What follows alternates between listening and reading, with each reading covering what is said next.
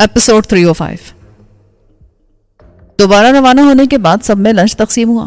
ये खुश्क हो जाने वाले मीठे रोगनी नान और कोल्ड ड्रिंक्स पर मुश्तमिल था।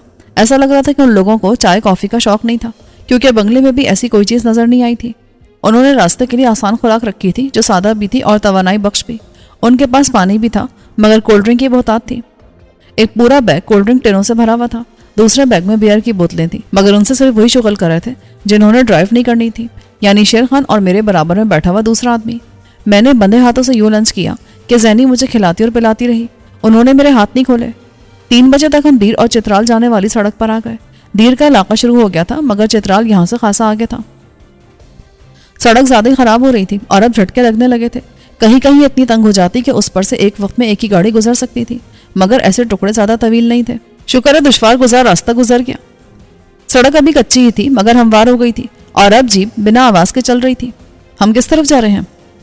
शेर खान ने जेब से कंपास निकाला और बोला, ठीक मगरिब की तरफ, यानी अफगानिस्तान की तरफ। क्या मेरे तलबगार वहां बैठे? पता नहीं, क्योंकि तुम्हारी डिलीवरी यहीं होगी। अरे, मेरे मुंह से बेसाख्ता निकला। डरो मत, ये दूसरी डिलीवरी की बात कर रहा है। ज़ैनी हंसी, तुम सख्त वाहियात औरत हो। शुक्र है तुमने औरत तो तस्लीम किया, वरना मैं समझी कि तुम मुझे मर्द समझ रहे हो। उसने तंजिया लहजे में कहा। जीप जिस रास्ते पर चल रही थी उसकी सांस से लग रहा था कि उस पर इंसानों और गाड़ियों की आमदरफ्त बाकायदगी से होती थी। रास्ते में एक जगह नशेब में आबादी भी दिखाई दी, मगर जीप उसके ऊपर से गुजर गई। अब तक किसी इंसान की सूरत नजर नहीं आई थी। एक बड़ा जंगल आया और उससे गुजरने के बाद जीप एक वसी चरगाह में दाखिल हुई, जो 2 पहाड़ों के दरमियान तकरीबन 1 किलोमीटर चौड़ी पट्टी में फैली हुई थी। उस मैदान से बेशुमार नदियां गुजर रही थीं और दबीस और ऊंची घास में लातादाद भेड़ें, बकरियां और दूसरे पालतू जानवर चल रहे थे। इंसान यहाँ भी चंद एक थे। उन्होंने सरसरी नजरों से हमें देखा। जीप चरागाह से गुजरकर एक दरिया के किनारे चलने लगी। यह अफगानिस्तान और पाकिस्तान में बहने वाला दरिया का नहर था, जो कभी सरहद के इस तरफ होता और कभी दूसरी तरफ चला जाता। सफर जिस तरह जारी था, साफ लग रहा था कि उनको अपनी मंजिल और वक्त का इल्म था। वो किसी मरहले में ना तो रुके थे और ना ही उन्होंने किसी से राब्ता किया था या आपस में कोई मशवरा किया था। सब पहले से तयशुदा था। जंगल के बाद एक नदी आई और सफर जारी रहा। अब सूरज मगरिब की तरफ झुक गया और कुछ ही देर में रात हो जाती। उन लोगों ने रास्ते में जीप में पेट्रोल भरवा लिया था और पीछे दरवाजे के साथ 3 अदद बड़े जेरी कैन बंधे हुए थे। उनमें से हर एक में 10 गैलन पेट्रोल था, इसलिए वो आराम से सफर कर रहे थे। सूरज डूबने तक सफर जारी रहा। फिर उन्होंने एक नदी क्रॉस की और रुक गए। मगरिब सिंध में ऊंचा होता पहाड़ था, जिसकी चोटी पर बर्फ नजर आ रही थी और कई मकामात पर आबशारें गिर रही थी। दामन में घना जंगल था। जीप दरख्तों के दरमियान रोककर उन्होंने उसे झाड़ियों और शाखों से ढक दिया। वो कैमोफ्लेज कर रहे थे। ये इलाका गैर था और यहाँ वो बगैर इजाजत के आए थे, इसलिए एहतियात लाजमी थी। जिस तरह हम सफर करते रहे थे, मेरा अंदाजा था कि हम अफगानिस्तान की सरहद के पास कहीं थे। शायद इस वजह से भी ये लोग एहतियात कर रहे थे। उन्होंने जीप के अकबी हिस्से से स्लीपिंग बैग्स निकाले। उतारने के बाद उन्होंने मेरे हाथ खोल दिए, मगर वो पूरी तरह होशियार थे। खाने में वही मीठी रोगनी रोटियां और कोल्ड ड्रिंक थी। मैंने चाय कॉफी का पूछा तो जवाब मिला कि ऐसी अय्याशी की कोई गुंजाइश नहीं है। खाने के फौरन बाद मुझे स्लीपिंग बैग में जाने का हुक्म मिला। खुद मेरा थकन और बाजुओं में दुखन से हाल अच्छा नहीं था। मेरा बायां हाथ, जो हकीम के इलाज से बच गया था और तकरीबन ठीक हो गया था, इस वक्त सुन हो रहा था। बहुत देर तक हरकत के काबिल नहीं रहा था। मैं मुसलसल उसकी मालिश करता रहा, तब कहीं जाकर यह ठीक हुआ। मैं स्लीपिंग बैग में दाखिल हो गया। यह हल्का गर्म था और असल में खुरदुरी जमीन और कीड़े मकोड़ों से बचाव के लिए था। उसका निस्फ ऊपरी हिस्सा नेट पर मुश्तमिल था। नीचे दबीस तह की वजह से जिस्म को आराम मिला था। सारे स्लीपिंग बैग्स पास पास और दरख्तों के नीचे थे। लग रहा था कि वो अपना कयाम खुफिया रखना चाहते थे। उन्होंने जगह भी ऐसी मुंतखब की थी जहां से किसी का गुजर ना हो। कुछ देर के बाद उनमें से 2 स्लीपिंग बैग्स में लेट गए थे और बाकी 2 पहरे पर थे। मैं लेटा और चंद मिनट बाद सो गया। फिर रात के किसी पहर मसाने पर दबाव आया तो मैं जाग गया। मैंने जिद नीचे की तो नजदीक मौजूद ज़ैनी चौंकी। उसने अपनी राइफल का रुख मेरी तरफ किया। क्या है? फिर से फितरत की पुकार। हे बड़ी, उसने अमेरिकन स्टाइल में अपने साथी को आवाज दी। इसे नेचर कॉल करी है। बड़ी वही खूबरू नौजवान था। वो मुखालिफ सिमत से आया और ज़ैनी से बोला, आवाज कम रखो। मैं बैग से निकल आया। नौजवान मुझे एक तरफ लाया और दरख्तों की तरफ इशारा किया। जो करना यहीं करो और सिर्फ 2 मिनट में। हम वापस आए तो मैं बैग में जाने के बजाय उस पर बैठ गया। ज़ैनी ने कहा, अंदर जाओ, मेरा दम घुट रहा है। यहाँ रात में भी हवा नहीं चल रही है। हवा पहाड़ की दूसरी तरफ मिलेगी। तुम नहीं सोई? मैं सोकर उठ गई हूँ। अभी सुबह के 4 बज रहे हैं। मेरा अंदाजा है कि हम सरहद के पास हैं। सिर्फ 1 किलोमीटर दूर है। आगे तुम लोग जाओगे या वो आएंगे? सुबह पता चलेगा। हालात देखकर फैसला होगा। तुम जॉर्जियन हो, इतनी दूर कहाँ से आ गई? मैं आई नहीं, लाई गई थी। जब यहाँ अमरीकी आए तो दूसरी गंदगियों के साथ यहाँ जिस्म फरोशी का कारोबार भी चमक उठा। डॉलर्स के लिए औरतें खुद भी आईं और ज़बरदस्ती लाई गईं। तुम ज़बरदस्ती लाई गई? हाँ, मैं उस वक्त सिर्फ 14 साल की थी। मेरा कज़न ही मुझे बहका कर ले गया। बाद में पता चला वो लोगों का एजेंट था। मुझे एक अफगान वॉरलॉर्ड को फरोख्त किया गया। मेरे साथ 12 लड़कियां और थीं, जिनमें से मुझ समेत 3 उस वॉरलॉर्ड के हिस्से में आईं। उसके जंगल से कैसे निकली? 3 साल उसके पास रही और ये मेरी जिंदगी के बहुत मुश्किल 3 साल थे। फिर मैंने पहला कत्ल उसी लॉर्ड का किया। उसके साथ उसके अहम तरीन 6 साथी भी मारे गए थे। मैंने उनमें से किसी की क्लैशनकोफ का पूरा मैगजीन उन पर खाली कर दिया और फरार हो गई। कुछ अर्सा छुपती रही, फिर यहाँ आ गई। मुझे शेर खान मिल गया, उसने मुझे अपने साथ शामिल कर लिया। अब तुम मुतमईन हो? इंसान किसी हाल में मुतमईन नहीं होता, उसने फलसफियाना अंदाज में कहा। सिर्फ मुतमईन होने का धोखा देता है। तो तुम धोखा दे रही हो? सब देते हैं, सिर्फ मैं ही नहीं हूं। उसका लहजा किसी कदर तल्ख हो गया। उस वक्त मुझे लगा कि उसके ज़ाहिरी रूप से कतई नज़र उसके अंदर बहुत तलखी भरी हुई थी। शायद उसने इस्तेसाल का जो वक्त देखा था, यह उसका फितरी रद्द-ए-अमल था। मैंने धीमी आवाज में कहा, तुम अपने साथियों से खुश नहीं हो? उसने चौंक कर मेरी तरफ देखा। कि तुम कैसे कह सकते हो? ये तुम्हें इस्तेमाल कर रहे हैं, जैसे मुझे ट्रैप करने के लिए किया। पर तुम हुए तो नहीं ना? मैं इस किस्म का आदमी नहीं हूं। दूसरे में जिन हालात से गुजर रहा हूं, अपने साय पर भी भरोसा नहीं कर सकता, वरना तुम में और तुम्हारी कोशिश में कोई कमी नहीं थी। वो मुस्कुराई। तुमने मुझे मुश्तैल कर दिया था। अगर उस वक्त मेरे पास गन होती तो तुम अभी जिंदा ना होते। तब तो मुझे अल्लाह का शुक्र अदा करना चाहिए कि तुम्हारे पास गन नहीं थी। बातों के दौरान सुबह की सफेदी नमूदार होने लगी थी। जैनी और उसका साथी रात 2 बजे उठ गए थे। इससे पहले वो 6 घंटे तक सोते रहे थे और अब उन लोगों की बारी थी। रोशनी हुई तो जैनी ने नौजवान को बुलाया और मेरे सर पर छोड़कर खुद जीप की तरफ चली गई। वापस आई तो उसके हाथ में एक छोटा बर्नर और धात की केतली थी।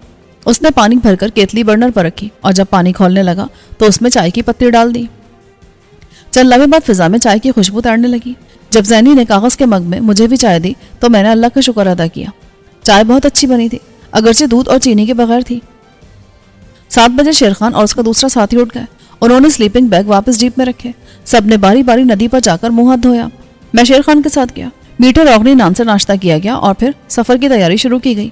मगर यह सफर पैदल था। उन्होंने अपना असलहा ले लिया और मेरे हाथ फिर से पुश्त पर बांध दिए। फिर वो इस तरह आगे बढ़े कि सबसे आगे शेर खान, पीछे जैनी, उसके पीछे मैं और मेरे पीछे बाकी 2 थे। मैं एक बार फिर मुस्तरब होने लगा। उन्होंने अब तक मुझे कोई मौका नहीं दिया था, लेकिन मैंने सोच लिया कि अगर मामला भारतीयों का हुआ तो मैं अपनी जान पर खेलकर भी फरार की कोशिश करूंगा, आगे नतीजा चाहे जो भी निकले। भारतीयों के हाथ आना मुझे किसी सूरत गवारा नहीं था। पहाड़ी ढलान के घने जंगल के साथ साथ चलते हुए हम एक खुली मगर छोटी वादी में निकले। शेर खान ने हमें रोक दिया। बस यहीं रुक जाओ, हमें यहीं रुककर वेट करना है। शेर खान, तुमने जो काम किया है उसका मुआवजा क्या लिया है? क्यों, तुम इससे क्या? क्योंकि सौदा मेरा हो रहा है, लेकिन मेरा मकसद पूछने का कुछ और है। तुम जिस तरह मुझे ज्यादा नहीं जानते, इसी तरह मेरे दुश्मनों से भी वाकिफ नहीं हो। वो उन लोगों में से हैं जो किसी किस्म का मुआवजा देने के बजाय चंद गोलियां खर्च करना ज्यादा मुनासिब समझते हैं। इसलिए अगर तुम्हें मुआवजा नहीं मिला है तो होशियार रहो कि अदायगी का तरीका तुम्हारी तवक्को के खिलाफ ना हो। वो कुछ देर मुझे घूरता रहा, लेकिन फिर उसने मुड़कर अपने साथियों को इशारा किया। वो दरख्तों में गायब हो गए। उनके जाने के बाद जैनी ने कहा कि तुम किसकी बातों में आ रहे हो? एहतियात करने में कोई हर्ज नहीं है। शेर खान ने अक्लमंदी की बात की। जैनी ने इख्तलाफ जारी रखा। ये कैदी है हमारा, हमें कभी ठीक मशवरा नहीं दे सकता। तुम मेरे बराह रास्त दुश्मन नहीं हो, सिर्फ पैसों के लिए काम कर रहे हो। जैनी मुझे घूर रही थी। हालांकि सुबह उसने मुझसे बहुत खुलकर गुफ्तगू की थी, मगर इस वक्त उसने मेरी मुखालफत की। 9 बज रहे थे। शेर खान की घड़ी पर मेरी नजर थी। सूरज बुलंद होते खून की तेजी से गायब हो गई थी और गर्मी का एहसास होने लगा था। अचानक शेर खान के पास से हल्की सी टोन की आवाज आई। उसने अपनी जैकेट से एक छोटा वॉकी टॉकी बरामद करके उसका बटन दबाया। हम पहुंच गए हैं। फिर उसने वॉकी टॉकी वापस जेब में रख लिया और हाथ से कोई इशारा किया। यह इशारा यकीनन अपने छुपे हुए साथियों के लिए था। मैंने देखा कि जैनी भी पीछे हटी और एक तरफ दरख्तों में चली गई। अब वहां मैं और शेर खान थे। हम जिस जगह थे उसके 3 तरफ पहाड़ की ढलान और जंगल था। सिर्फ जनूबी सिमत खाली थी। चंद मिनट बाद उसी सिमत से 4 अफराद नमूदार हुए। मैं चौंका, क्योंकि उन्होंने पतलून शर्ट पर बुलेट प्रूफ पहन रखी थी और वो पूरी तरह मुसल्लह नजर आ रहे थे। दूर से उनकी चाल ढाल बता रही थी कि वो तरबियत याफ्ता थे। मुझे शुबा हुआ कि वो गोरे थे, मगर नजदीक आने पर पता चला कि वो मकामी थे, शायद अखवानी, मगर बहुत गोरे चिट्टे थे, इसलिए दूर से सफेद फाम लग रहे थे। चारों के सर पर छोटे बाल थे, जैसे कि फौजियों के होते हैं। नजदीक आने पर उनमें से एक आगे आया और सपाट लहजे में कहा, शेर खान, इसे हमारे हवाले कर दो। मुझे शुबा हुआ कि वो पाकिस्तानी था, क्योंकि उसने ये जुमला बहुत अच्छी उर्दू में कहा था। शेर खान ने मेरी तरफ इशारा किया। तुम्हारा आदमी ये रहा, लेकिन पहले मुझे मुआवजा दिया जाए। मुआवजा मिल जाएगा, लेकिन पहले मैं तस्दीक करूंगा। वो आगे आया। वो शायद उनका बॉस था। اس نے ایک چھوٹا سا آلہ نکالا جو سائز میں موبائل فون جتنا تھا مگر اس سے مختلف تھا. اس کے اوپری حصے میں ایک چھوٹا سا لینس لگا تھا. اس نے لینس میری دائیں آنکھ کے سامنے کیا اور بولا, اس میں دیکھو. میں نے آنکھ بند کر لی اور پوچھا, کیا ہے یہ؟ فکر مت کرو, یہ تمہاری پتلی کی تصدیق کرے گا. آنکھ کھولو اپنی. میں نے آنکھ کھول کر لینس میں دیکھا. چند لمحے بعد اس کے نیچے موجود سب لائٹ آن ہو گئی اور اس نے آلہ بند کر کے واپس رکھ لیا. اس کے تاثرات سپاٹ تھے. میں سوچ رہا تھا کہ میری آنکھ کی پتلی کا نقشہ کس کے پاس ہوگا. باس کے 3 ساتھی ذرا فاصلے پر اور چوکنا تھے. اگرچہ ان کی رائفلوں کا رخ نیچے کی طرف تھا مگر ان کی انگلیاں ٹریگر سے زیادہ دور نہیں تھیں. باس نے شیر خان سے پوچھا, تمہارے باقی ساتھی کہاں ہیں؟ تمہیں ان سے کوئی مطلب نہیں ہونا چاہیے.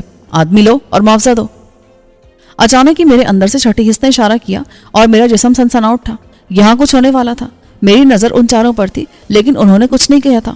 اس کے بجائے اچانک جنگل کی طرف سے تڑتڑاہٹ کی آواز آئی اور ایک مردانہ چیخ گونج اٹھی جس میں موت کا کرب رچا ہوا تھا. فوراً ہی کسی دوسری رائفل نے موت کا نغمہ گایا. شیر خان چونکا تھا کہ باس نے اس کے پیروں پر برسٹ مارا. وہ شاید اسے مارنا نہیں چاہتا تھا ورنہ اوپر فائر کرتا. شیر خان دھاڑ کے ساتھ نیچے گرا. باس نے آگے بڑھ کر اس کی رائفل لات مار کر دور پھینک دی, پھر جھک کر اس کی بیلٹ سے بندھا پستول نکال لیا. اس کے باقی 3 ساتھی تیزی سے جنگل کی طرف بڑھے تھے جہاں اب 2 رائفل رہ رہ کر گرج رہی تھی. میری چھٹی حص نے درست خبردار کیا تھا. وہاں زندگی اور موت کا کھیل جاری تھا اور لگ رہا تھا کہ اس کھیل میں شیر خان اینڈ کمپنی کو موت نصیب ہوگی. ایسا ہی ہوا. چند لمحے بعد ہی جنگل کی طرف سے دوسری چیخ سنائی دی. یہ بھی مردانہ تھی جس میں موت کا کرب رچا ہوا تھا. اب صرف زینی باقی رہ گئی تھی مگر دوسری چیخ کے بعد فائرنگ رک گئی. شیر خان کی دونوں ٹانگیں چھلنی ہو گئی تھی. خاص طور سے گھٹنے چکنا چور ہو گئے تھے اور وہ شدید اذیت میں تھا. اگر اسے فوری طور پر کسی بہت اچھے آرتھوپیڈک سرجن کی خدمات حاصل ہو جاتی تب بھی اس کا امکان بہت کم تھا کہ وہ پہلے کی طرح اپنے پیروں پر چل سکے. مگر فی الحال تو اس کی زندگی کا امکان بھی کم ہی نظر آ رہا تھا. باس اس کی اور میری طرف سے پوری طرح چوکنا تھا. شیر خان ہوش میں تھا اور کرا رہا تھا. میں نے ذرا جھک کر افسوس سے کہا, میں نے تم سے کہا تھا نا, تم نے آسان راستہ اختیار کیا ہے انجام کی طرف. جواب میں اس کے منہ سے جو نکلا وہ سب ناگفتنی تھی. میں ٹھنڈی سانس لے کر رہ گیا. 1 منٹ بعد درختوں کی طرف سے زینی نمودار ہوئی اور آنے والے 3 افراد اس کے پیچھے تھے. ایک لمحے کو لگا کہ زینی کو ہینڈز اپ کر کے لایا جا رہا ہے مگر پھر میری نظر اس کے ہاتھوں میں موجود رائفل پر گئی اور وہ شکست خوردہ نہیں بلکہ فاتحانہ انداز میں آ رہی تھی. میں نے شیر خان سے کہا, تمہاری ایک اور شکست, دیکھنا تو ذرا زینی کیسے آ رہی ہے. شیر خان نے سر گھما کر زینی کو دیکھا اور اس کی ناگفتنی کا رخ اس کی طرف مڑ گیا. زینی نے اس کا جواب یوں دیا کہ آتے اس کے ماتھے پر گولی ماری. شیر خان فوراً ہلاک ہو گیا. میں زینی کی طرف دیکھ کر مسکرایا. تم نے ٹھیک کہا تھا, کوئی آج کل مطمئن نہیں ہوتا, صرف دھوکہ دیتا ہے جیسا کہ تم نے دیا. لے چلو اسے. زینی نے سرد لہجے میں کہا تو ان چاروں نے مجھے گھیر لیا اور ہم وہاں سے روانہ ہوئے. زینی ایک طرف کو ہو کر الگ چل رہی تھی. اس کا تحکمانہ رویہ اور ان چاروں کی نیاز مندی بتا رہی تھی کہ اب وہ باس تھی. سفر طویل نہیں تھا. ہم آدھے گھنٹے بعد پہاڑ کی ڈھلان کے اوپری حصے میں پہنچ گئے. یہاں ایک باقاعدہ راستہ تھا جو صدیوں سے اس راہ پر چلنے والوں نے بنایا تھا. دور مجھے پاکستان کا پرچم لہراتا دکھائی دے رہا تھا اور اس سے ذرا فاصلے پر افغانستان کا پرچم تھا. گویا یہ سرحد تھی مگر ہم اس سے فاصلے پر تھے. ہم ڈھلان سے اترنے لگے. یہ کہنا مشکل تھا کہ ہم پاکستان کی حد میں تھے یا افغانستان کی حد میں داخل ہو چکے تھے. اوپر چڑھنا میرے لیے زیادہ دشوار نہیں تھا مگر نیچے اترتے ہوئے مجھے مشکل پیش آنے لگی. بندھے ہاتھوں سے توازن بگڑ رہا تھا. میں نے زینی سے کہا, میرے ہاتھ کھلوا دو ورنہ نیچے گرا تو شاید ہڈیوں اور گوشت کا ڈھیر ملے تم کو لے جانے کے لیے. وہ رکی اور اپنی جیکٹ سے خنجر نکال کر میری طرف آئی اور ہاتھ کی بندشیں کاٹ دی. Thank you. میں نے ہاتھ مل کر کہا. ہم ڈھلان سے نیچے اترنے لگے. زینی نے اب سر پر بڑی سی اونی ٹوپی پہن لی تھی جس سے اس کے سنہری بالوں کی پونی ٹیل چھپ گئی تھی. غالباً وہ اپنی نسوانی شناخت چھپانا چاہتی تھی. حالانکہ اس کی لچکتی چال ہی بتا رہی تھی کہ اس کا تعلق کس سنس سے ہے. اسے چاہیے تھا کہ اپنی چال بدل لیتی مگر شاید ایسا کرنے پر وہ قادر نہیں تھی. آنے والے چاروں افراد پوری طرح مجھ پر نظر رکھے ہوئے تھے. انہوں نے ایک بار بھی زینی کی طرف متوجہ ہونے یا اس سے بات کرنے کی کوشش نہیں کی. وہ اس سے مروب لگ رہے تھے اور اس کے تیور بھی کچھ ایسے ہی ہو گئے تھے جیسے وہ اس کے بہت ادنا درجے کے خادم ہوں. ڈھلان اترتے ایک مختصر لیکن بہت ترچھی چڑھائی آئی اور اس پر چڑھتے ہوئے صحیح معنوں میں کوہ پیمائی کرنا پڑی. اکثر مقامات پر چاروں ہاتھ پیروں سے اور پتھروں یا درختوں کا سہارا لے کر چڑھنا پڑ رہا تھا. جب اوپر پہنچے تو سامنے پیالہ نما وادی نظر آئی جو آخری حصے میں جا کر 2 پہاڑوں کے بیچ آ گئی تھی. ہم نیچے اترنے لگے. 10 منٹ بعد ہم وادی سے نکل رہے تھے. وادی پھر چوڑی ہونے لگی تھی اور اس کے دونوں طرف بلند پہاڑ دکھائی دے رہے تھے. مجھے لگا کہ ہم سیدھے جانے کے بجائے بہت گھوم پھر کر جا رہے تھے اور غالباً ایسا اس لیے کیا جا رہا تھا کہ کسی سرحدی چوکی سے مدبھیڑ نہ ہو جائے. مگر وادی کے آخری حصے میں جو پہاڑ نظر آیا وہ خاصا بلند تھا اور اس کے سب سے اوپر والے حصے میں برف کی سفیدی دکھائی دے رہی تھی. یعنی یہ پہاڑ کم سے کم 15,000 فٹ بلند تھا. تبھی اس پر گرمیوں میں بھی برف تھی. ہم نے چڑھنا شروع کیا. اس سفر نے سب کو تھکا دیا. اس لیے جب خطرناک والی چڑھائی شروع ہوئی تو زینی نے آدھے گھنٹے کے لیے رکنے کا اعلان کیا. मैं एक दरख्त से टेक लगाकर बैठ गया। यहाँ साए में खुनकी थी, जबकि धूप में जरा गर्मी महसूस हो रही थी। अभी शायद हम 7 या 8 हजार फुट की बुलंदी पर थे। सबके पास पानी की 2.5 लीटर वाली बोतलें थीं, इसलिए पानी की कमी नहीं थी। मैंने रास्ते में आने वाली तमाम नदियों से दिल खोलकर पानी पिया था, इसलिए प्यास नहीं लगती थी। मगर जैसे जैसे बुलंदी पर जाते प्यास लगती। सूरज सर पर आ गया था। जैनी बार बार घड़ी देख रही थी। फिर उसने आधा घंटा पूरा होते ही कहा, लेट्स मूव नाउ। इस बार मुझे उसके लहजे ने चौंकाया, क्योंकि उसने बहुत साफ और नस्तालिक अंग्रेजी लहजे में यह बात कही थी। मशरक़ी यूरोप के रहने वाले टी को ती बोलते हैं, जबकि उसने टी ही कहा था। मैं सोचने लगा, जैसे उसकी शख्सियत पुरफरेब निकली थी, क्या उसकी जॉर्जियन होने वाली बात भी गलत थी। हमने ऊपर चढ़ना शुरू किया और इस बार चढ़ाई खासी मुश्किल साबित हुई, क्योंकि ये एक मुसलसल चढ़ाई थी और उसमें रास्ते भी नायाब थे। खुदा खुदा करके हम उस पहाड़ के ऊपरी हिस्से में पहुंचे। यहाँ से एक रास्ता नशेब की तरफ जा रहा था और दूसरा पहाड़ की चोटी तक था।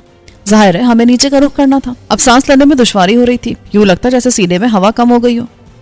मेरा तजुर्बा बता रहा था कि हम 10,000 फुट के आसपास कहीं थे, मगर अब नीचे उतरना था और हमारी मंजिल दूर तक नशेब में फैले तय दरदे पहाड़ों में कहीं थी। जरा नीचे आया तो एक पगडंडी मिल गई जो इंसानी कदमों से आशना थी, इसलिए उस पर सफर आसान साबित हुआ। हम एक और चोटी के नीचे से गुजरे जिस पर बर्फ जमी थी और उसकी खुनकी यहाँ तक आ रही थी।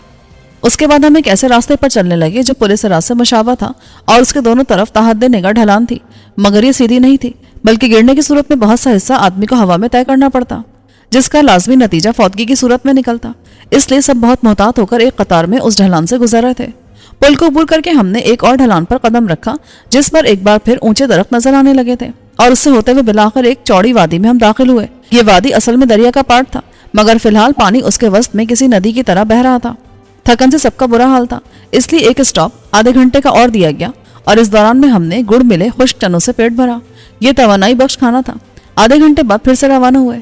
दरियाई वादी के साथ चलते हुए हम शाम 5 बजे के करीब एक कच्ची सड़क तक पहुंचे, जहां एक बड़ी आर्मी जीप हमारी मुंतजर थी। ये उस किस्म की जीप थी जैसी अमरीकी फौज इस्तेमाल करती है, मगर उस पर निशानात नहीं थे।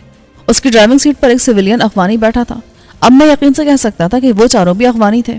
यहाँ आते उन्होंने अपनी बुलेट प्रूफ जैकेट्स उतारी और रोशन ख्याल अफगानियों वाले हुलिये में आ गए। वो सब क्लीन शेव थे और सरों पर छोटे बाल थे, इसलिए उन्हें सरों पर उड़ते ड्रोन तैयारों से खतरा नहीं हो सकता था, मगर दूसरे खतरात तो थे। पूरा अफगानिस्तान में जा बजा मज़ाहमती ग्रुप्स हैं, वॉर लॉर्ड्स और ड्रग लॉर्ड्स हैं। उनके अलावा जराइम पेशा ग्रोहों की कोई कमी नहीं। हर फर्द मुसल्ला होता है और सामना होने पर कुछ कहा नहीं जा सकता कि सामने बंदूक बदस्त शख्स जो चला आ रहा है वो कोई डाकू है या फिर शरीफ आदमी।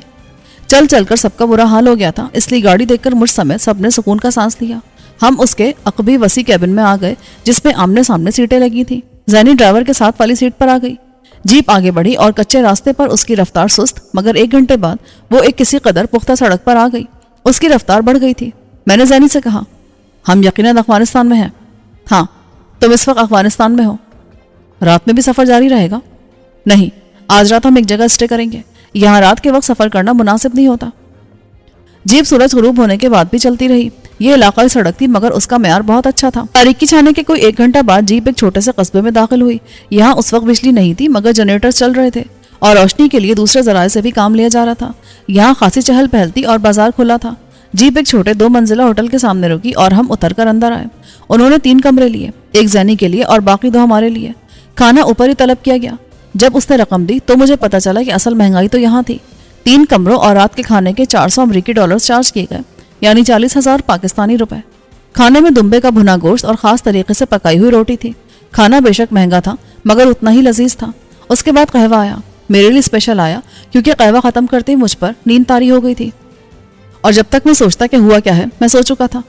जाहिर है ये इंतजाम मुझे सुकून से सुलाने के लिए था, ताकि वो भी आराम से सो सकें या आराम ही कर लें, क्योंकि उस सफर ने सबके अंजर पंजर ढीले कर दिए थे। मैं बेहोशी जैसी नींद में था, मगर फायरिंग की आवाज़ से मेरे शऊर को झंझोड़ा और मैंने महसूस किया कि आसपास शोर हो रहा है। बमुश्किल मैंने आंख खोली और झूमते हुए उठ बैठा। मेरा जहन बिल्कुल खाली हो रहा था। कमरा भी खाली था। होटल के आसपास से रह रहकर फायरिंग का शोर बुलंद हो रहा था। खिड़की के बाहर अंधेरा था, यानी अभी सुबह नहीं हुई थी। कमरे में एक छोटा एनर्जी सेवर रोशन था और दीवार गिर घड़ी सुबह के 4 बजा रही थी। जागने के बावजूद मेरे सोचने समझने की सलाहियत फिलहाल ख्वाबदीदा थी, मगर मेरा लाशौर इशारा कर रहा था कि आसपास गड़बड़ है, और दरअसल उसी ने मुझे बेदार किया था, वरना मेरी बेदार होने वाली हालत नहीं थी। अचानक दरवाजा खुला और जैनी अंदर आई। उसने मेरा बाजू पकड़कर खींचा। चलो यहाँ से, चलो, यहाँ गड़बड़ है। कैसी गड़बड़? पता नहीं, कुछ लोग आ गए हैं, मेरे आदमी मुकाबला कर रहे हैं, मगर हमें यहाँ से निकलना होगा। अजीब बात थी, میرا رد عمل تو یوں ہونا چاہیے تھا کہ میں سب سے پہلے اسے ہی دشمن سمجھتا اور قابو کرنے کی کوشش کرتا یا پھر فرار کی راہ تلاش کرتا، مگر اس کے بجائے میں اس کے ساتھ کھنچا چلا گیا۔ ایسا لگ رہا تھا کہ ہم آپس میں دوست اور ساتھی ہیں۔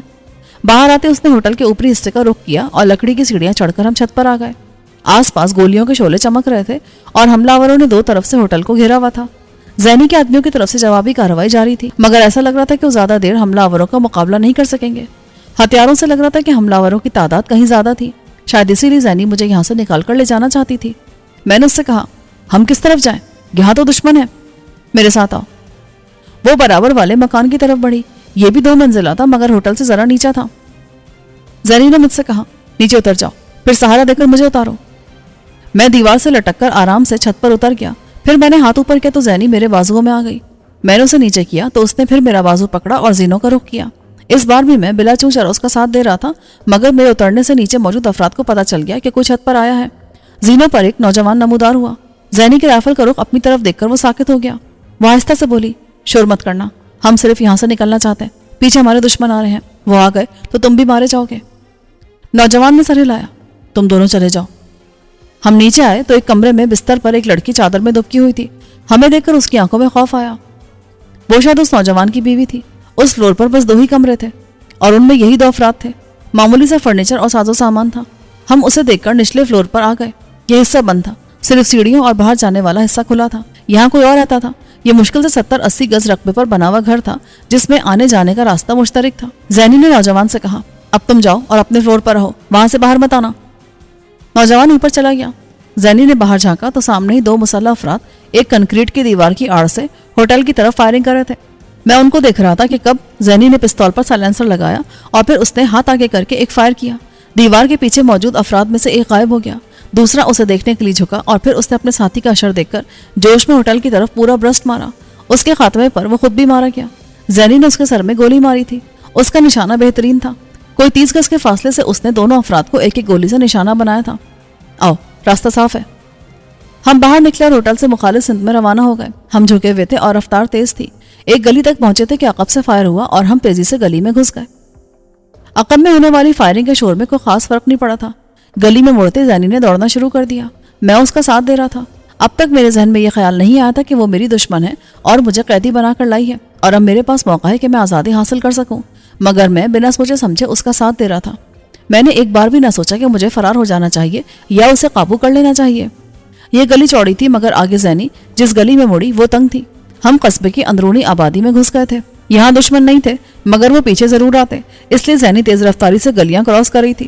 اس کے انداز سے لگ رہا تھا کہ وہ اس آبادی سے واقف تھی۔ یہ چھوٹا سا قصبہ پہاڑوں کے درمیان میں دریا کے کنارے تھا۔ کچھ دیر بعد ہم ایسی جگہوں سے گزرنے لگے جہاں مکانات فاصلے پر تھے، درمیان میں باغات و خالی جگہ تھی۔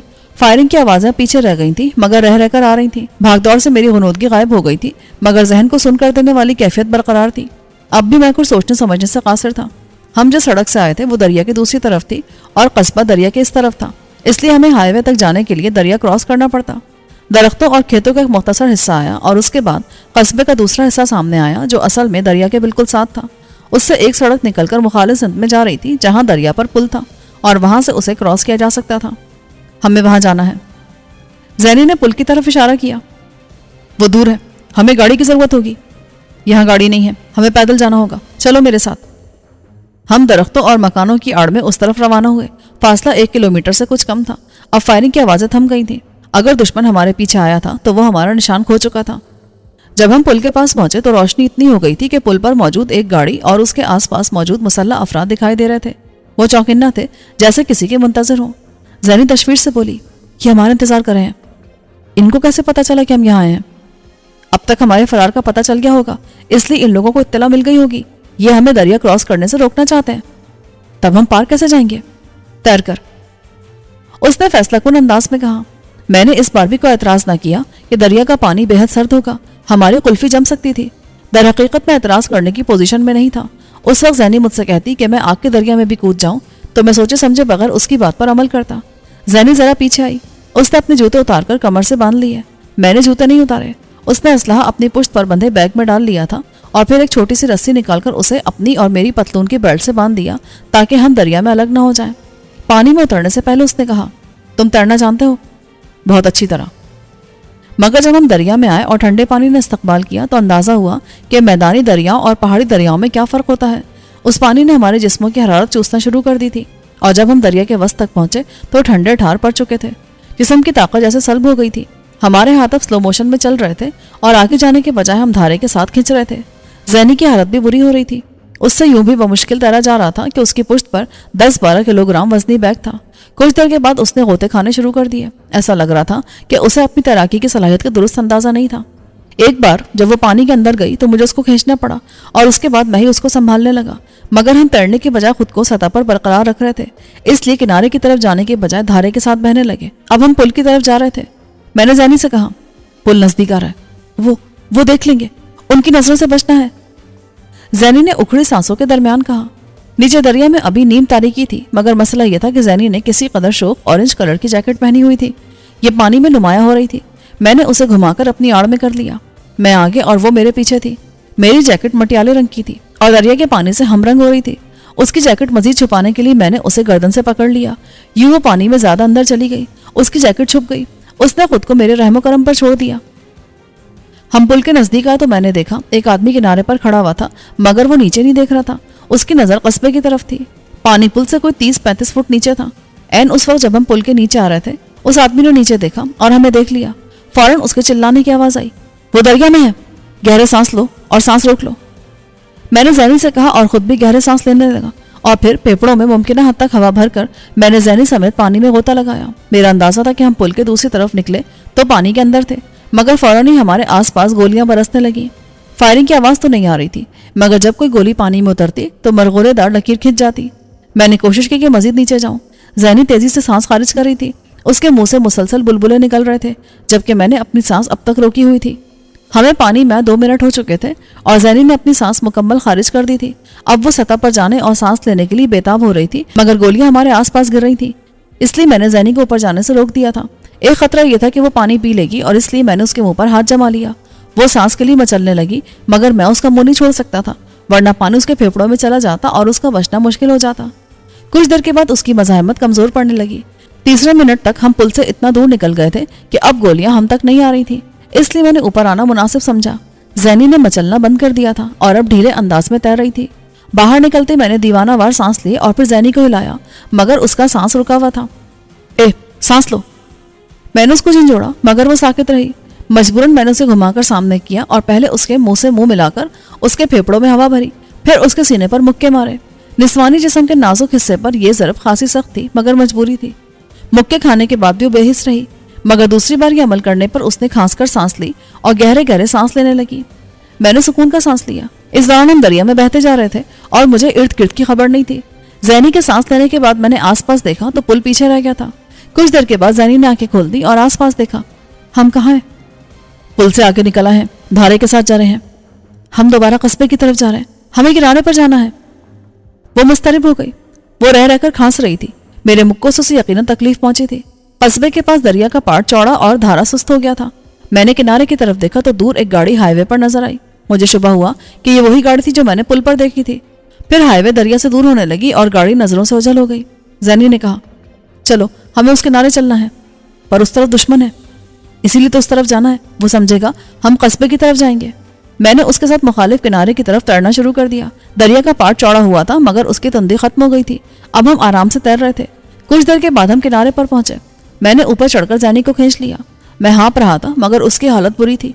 वो दीवानावार सांस ले रही थी और बिल्कुल ढेर हो गई। मैंने आसपास देखा और फिर उससे कहा, इन झाड़ियों तक चलो, यहाँ देख लिए जाने का खतरा है। मैं नहीं जा सकती, तुम मुझे लेकर चलो।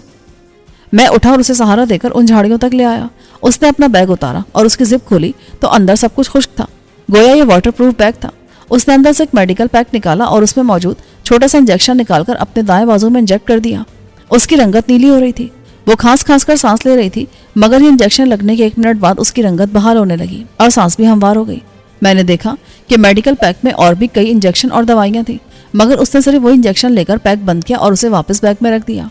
हालत ठीक होते उसने उठकर अपनी जैकेट उतारी और फिर शर्ट के बटन खोलने लगी तो मैंने मुंह फेर लिया। कपड़े बदलकर उसकी आवाज आई, तुम भी अपने कपड़े खुश कर लो। मैंने घूमकर देखा तो उसने अपने कपड़े झाड़कर दोबारा पहन लिए थे। मैं एक झाड़ी की आड़ में आया और अपना लिबास उतार कर निचोड़ा। जूतों में भी पानी भर गया था। उन्हें झटक कर साफ किया और फिर पहन लिए। मैं झाड़ी से बाहर आया तो वो जैकेट पहनकर बैग पुश्त पर बांध चुकी थी, मगर उसने असलहा निकाल लिया था। राइफल उसके हाथ में थी और पिस्तौल उसने जैकेट में रखा हुआ था।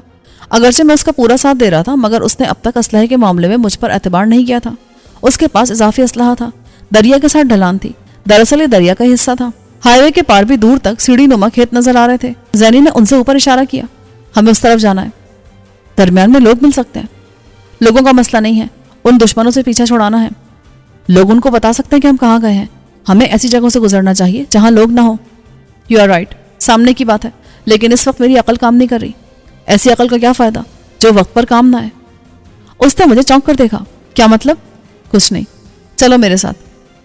हम हाईवे के मुतवाज़ी चलने लगे। मुमकिन हद तक आड़ में रहने की कोशिश कर रहे थे, बल्कि ये कहना चाहिए कि जैनी कर रही थी। मैं तो उसके हुक्म का गुलाम बना हुआ था।